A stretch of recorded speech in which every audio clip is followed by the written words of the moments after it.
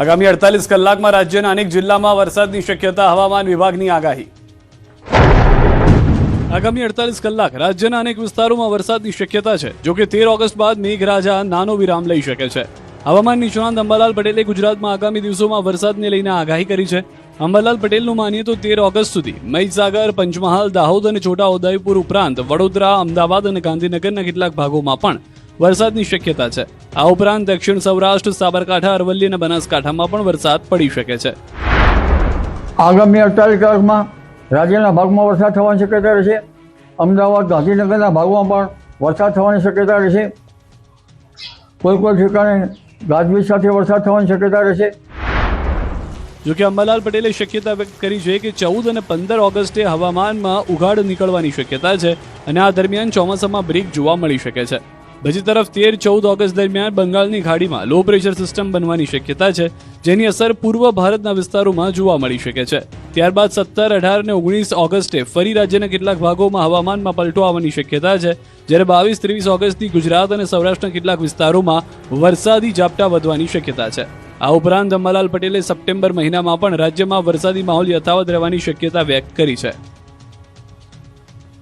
આણંદના ખંભાતના ઉંદેલ ગામની 2000 વીઘા જમીન પાણીમાં। ઉંદેલની ચોમાસાની તો સીઝન ઠીક, પણ શિયાળાની સીઝનમાં કામ થાય એવું નથી, એટલું પાણી ભરેલું છે। વર્ષથી અમે આ ધારાસભ્યોને બધાને કહીએ છીએ, તૂટીને આવે છે, પાણી જોઈને જતા રહે, કોઈ નિકાલ કરતા નથી।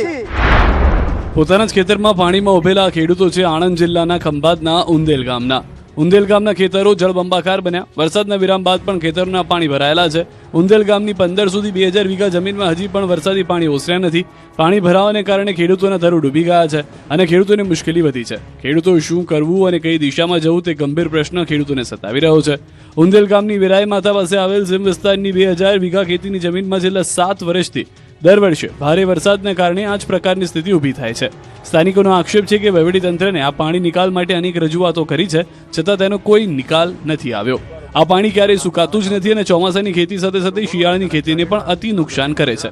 સમગ્ર મામલે ન્યૂઝ 18 ગુજરાતીની ટીમે ખંભાતના ધારાસભ્ય ચિરાગ પટેલ સાથે વાત કરી, ત્યારે તેમણે કહ્યું કે પાણી નિકાલ માટે સરકારમાં રજૂઆત કરી છે અને સિંચાઈ વિભાગના અધિકારીઓને પણ નિરીક્ષણ કરી લીધું છે। ટૂંક સમયમાં આ સમસ્યાના નિકાલની ખાતરી પણ તેમણે આપી।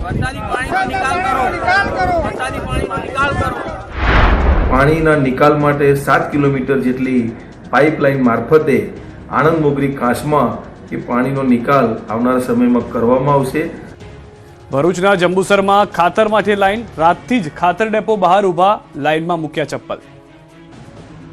ભરૂચના જંબુસરમાં ખાતર મેળવવા માટે ખેડૂતોની લાંબી કતારો જોવા મળી। ખાતરની અછતની સ્થિતિ વચ્ચે ખેડૂતોને ખાતર લેવા માટે ભારે હાલાકીનો સામનો કરવો પડી રહ્યો છે। સ્થિતિ એવી બની કે ખેડૂતો રાતથી જ ખાતર વિતરણ કેન્દ્ર બહાર ધામા નાખીને બેઠા હતા। સવાર થતાં જ વિતરણ કેન્દ્ર બહાર ખેડૂતોની લાંબી કતારો જોવા મળી। દરેક ખેડૂત ખાતરનો જથ્થો મેળવવા માટે પોતાના નામની રાહ જોતો જોવા મળ્યો। કેટલાક ખેડૂતોએ પોતાની વારી જળવાઈ રહે તે માટે અનોખો રસ્તો અપનાવ્યો। ખેડૂતોએ ચપ્પલની લાઈન લગાવી પોતાનો નંબર જાળવી રાખ્યો, જેના કારણે વિતરણ કેન્દ્ર બહાર ચપ્પલોની લાઈન પણ જોવા મળી હતી। વિતરણ કેન્દ્ર પર અંદાજે 2000 જેટલી ખાતરની ગુણીનો સ્ટોક હોવાનું જાણવા મળ્યું। તેમ છતાં મોટી સંખ્યામાં ખેડૂતો ખાતર લેવા માટે ઉમટી પડતા લાંબી કતારો સર્જાય। ખેડૂતનું કહેવું છે કે સમયસર અને પૂરતા પ્રમાણમાં ખાતર ઉપલબ્ધ ન થાય તો ખેતીના કામકાજ પર સીધી અસર પડી શકે છે।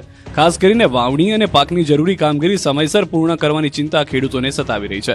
જંબુસર આસપાસના વિસ્તારોમાં ખેડૂતોની જરૂરિયાત મુજબ વધુ પ્રમાણમાં ખાતરનો જથ્થો ફાળવવામાં આવે તેવી માંગ પણ ઉઠી છે।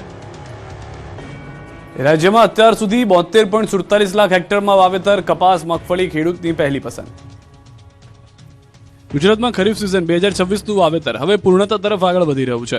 રાજ્યમાં અત્યાર સુધીમાં 72.47 લાખ હેક્ટર વિસ્તારમાં વાવેતર પૂર્ણ થયું છે, જે સામાન્ય સરેરાશ વાવેતર વિસ્તારના આશરે 85% છે। ખરીફ સિઝનમાં ખેડૂતોની પહેલી પસંદ કપાસ અને મગફળી રહ્યા છે। કપાસનું સૌથી વધુ 21.22 લાખ હેક્ટરમાં, જ્યારે મગફળીનું 20.41 લાખ હેક્ટરમાં વાવેતર થયું। બંને પાકનું કુલ વાવેતર 57%થી વધુ યોગદાન છે। આ ઉપરાંત 3 લાખ હેક્ટરમાં સોયાબીન, 84,510 હેક્ટર વિસ્તારમાં અડદનું વાવેતર થયું। અન્ય પાકોની વાત કરીએ તો ડાંગરનું 7.61 લાખ હેક્ટર, મકાઈનું 2.68 લાખ હેક્ટર અને તુવેરનું 2.38 લાખ હેક્ટરમાં વાવેતર થયું। રાજ્યમાં ધાન્ય પાકોનું કુલ વાવેતર 11.99 લાખ હેક્ટર સુધી પહોંચ્યું। ખાસ વાત એ છે કે જુવારનું વાવેતર ગત વર્ષની સરખામણીએ લગભગ બમણું થયું। ગયા વર્ષે સમયગાળામાં 6581 હેક્ટર સામે આ વર્ષે 12402 હેક્ટરમાં જુવારનું વાવેતર થયું છે। આમ ગુજરાતમાં ખરીફ વાવેતર પૂર્ણતા તરફ આગળ વધી રહ્યું છે અને કપાસ, મગફળી, સોયાબીન તથા અડદ જેવા પાકોમાં ખેડૂતોનો ઉત્સાહ આ વર્ષે પણ ખાસ જોવા મળી રહ્યો છે। નર્મદાના સાગબારામાં જંગલ જમીનના હકનો મુદ્દો ગરમાયો છે. 12 ગામના આદિવાસી ખેડૂતો ઢોર ઢાંખર સાથે સતત 3 દિવસથી ધરણા પર બેઠા છે. ખેડૂતોનો દાવો છે કે તેઓ છેલ્લા 25 વર્ષથી જમીન પર ખેડાણ કરી રહ્યા છે અને હવે જમીનના હક માટે ન્યાયની માંગ કરી રહ્યા છે. જે દરમિયાન સાંસદ મનસુખ વસાવાએ ગાંધીનગરમાં મુખ્યમંત્રી ભૂપેન્દ્ર પટેલ સાથે મુલાકાત કરી ખેડૂતોની રજૂઆત કરી હતી. બીજી તરફ મુખ્યમંત્રીએ વન મંત્રી અને ફોરેસ્ટ વિભાગ સાથે ચર્ચા કરી નિર્ણય કરવાની ખાતરી આપી છે. સુરત મહાનગરપાલિકાને ખાડીપુરથી 10 કરોડનું નુકસાન, 110 બસ ડૂબી હતી પાણીમાં. પણ કરોડોનું નુકસાન પહોંચાડાઈ રહ્યું છે. શહેરમાં આવેલા પૂરના પાણીમાં 33 ઈવી બસ સહિત કુલ 110 બસ ડૂબી ગઈ હતી, જેના કારણે સુરત સિટી બસ સેવાને અંદાજે 10 કરોડ રૂપિયાનો ફટકો પડ્યો હોવાનો દાવો છે. દાવો છે કે 7 જુલાઈના રોજ પૂરનું પાણી ભરાતા બસો લગભગ 12 કલાક સુધી પાણીમાં ડૂબેલી રહી. લાંબા સમય સુધી પાણીમાં રહેવાને કારણે ખાસ કરીને ઈવી બસોની મોંઘી બેટરીને મોટું નુકસાન થયું છે. માત્ર બેટરી જ નહીં, બસોની ટ્રેક્શન, મોટર અને સ્ટીયરિંગ સિસ્ટમમાં પણ પાણી ઘૂસતા અનેક પાર્ટ્સને નુકસાન થયું છે. હવે બસોને ફરી રસ્તા પર દોડતી કરવા માટે બેટરી સહિતના અન્ય મોંઘા પાર્ટ્સ બદલવાનો મોટો ખર્ચ થશે. બીજી તરફ બસ સેવા ખોરવાતા રોજિંદી મુસાફરી કરતા લોકોને પણ મુશ્કેલીનો સામનો કરવો પડી રહ્યો છે. ખાસ કરીને 15,000થી વધુ નોકરિયાતો અને વિદ્યાર્થીઓ માટે રોજની અવરજવર મુશ્કેલ બની છે. સિટી બસ સેવા પર નિર્ભર મુસાફરો માટે બસો લાંબા સમય સુધી બંધ રહેતા વૈકલ્પિક વાહન વ્યવહારનો સહારો લેવો પડી રહ્યો છે. આમ પૂરનું પાણી માત્ર શહેરના રસ્તાઓ અને રહેણાંક વિસ્તારો સુધી જ સીમિત નુકસાનને અટકાવી નથી રહ્યું, પરંતુ સુરતની જાહેર પરિવહન વ્યવસ્થાને પણ કરોડો રૂપિયાનું નુકસાન પહોંચાડી રહ્યું છે. વાપીમાં સિટી બસ સ્ટેન્ડ પરિસરમાં કાદવ જ કાદવ, મુસાફર પરેશાન.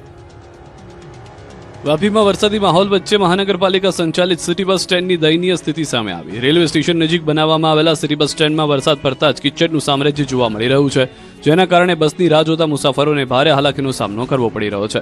વાપી શહેરમાં લોકોને ઓછા ખર્ચે મુસાફરોની સુવિધા મળી રહે તે હેતુથી મહાનગરપાલિકા દ્વારા સિટી બસ સેવા શરૂ કરવામાં આવી છે, પરંતુ બસ સ્ટેન્ડ પર પાયાની સુવિધાના અભાવે મુસાફરોએ નારાજગી વ્યક્ત કરી છે.